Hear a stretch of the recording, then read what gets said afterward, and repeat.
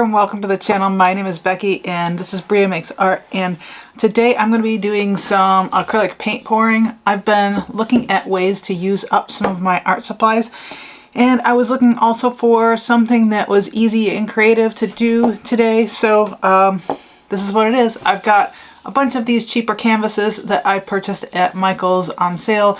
In order to catch the mess, I have this plastic tray that I got at IKEA. It's basically a little lunch tray, and I'm going to put this down and I'm going to cover it with aluminum foil so that I can then set my painting over top and let all the paint drip down in there without getting all over my desk.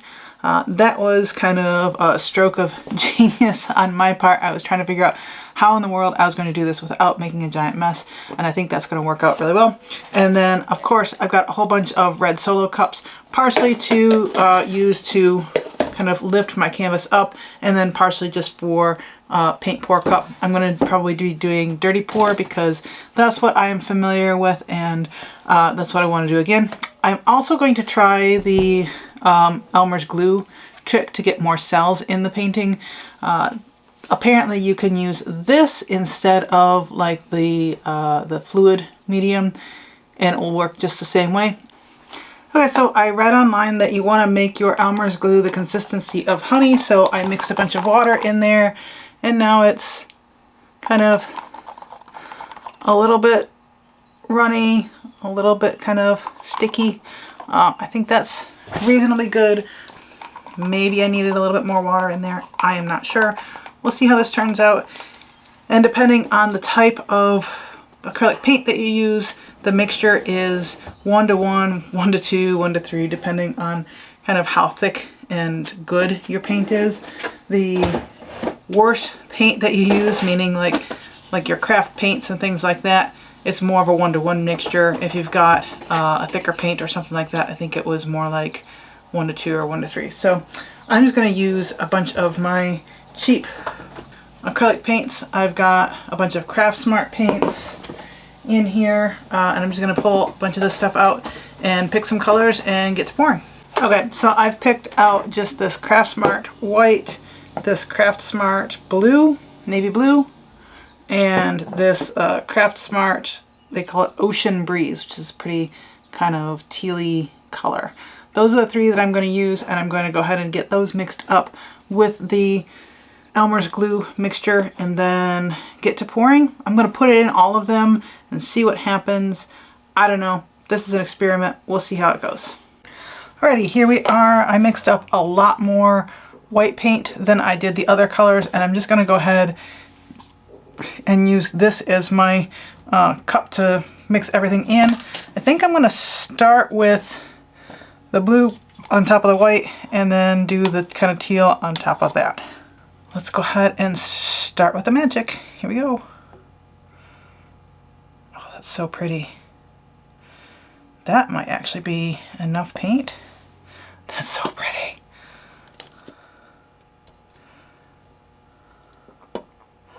I can definitely see what appears to be cells developing in there already, so that's awesome. And I just realized I'm not wearing any gloves, so I'm going to get this all over myself and it's going to be amazing.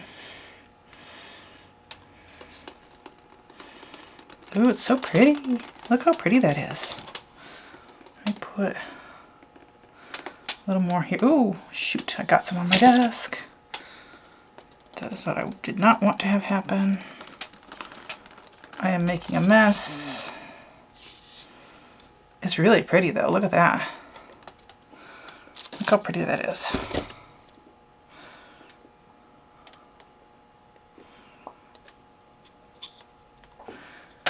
Alrighty.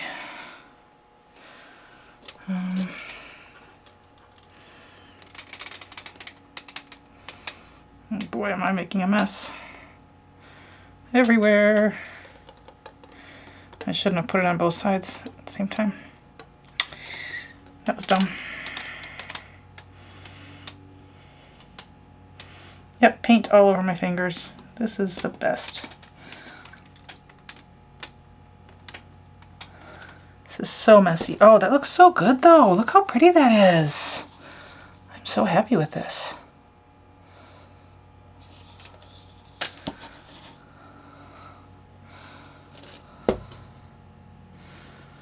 Such pretty colors.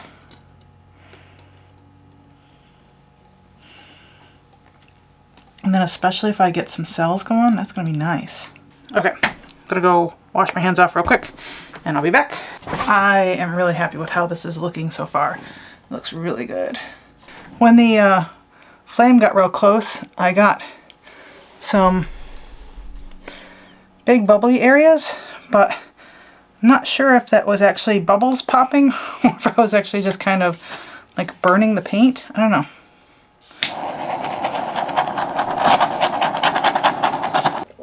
I think it looks so cool. I love this. This turned out so cool. Super cool. Yay!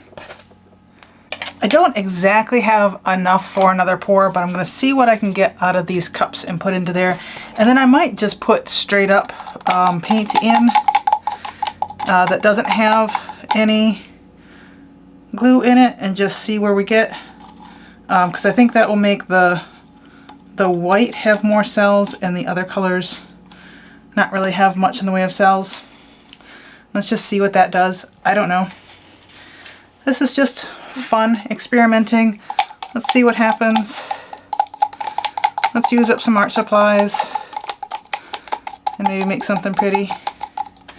And this one I'm going to do this type of pour where we do this and just kind of let that all run down. Because I've got a lot of the pouring medium in the white, I wanted to do that so that the white got kind of mixed in a little bit more. And we'll get more cells that way, hopefully. So let's just give that a minute to kind of run down to the bottom, and then we'll lift this cup up and just watch it do its magic. I can see it's already kind of starting to seep out around the edges a little bit. Oh, that's so fun. I could feel the suction there as I lifted the cup up. Ooh, that's pretty. I'll set my cup on a piece of paper towel here so that I don't get it all over my desk. And then let's just go ahead and start moving it around.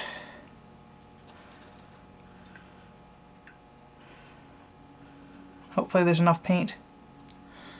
This one's going to be really pretty too, I think.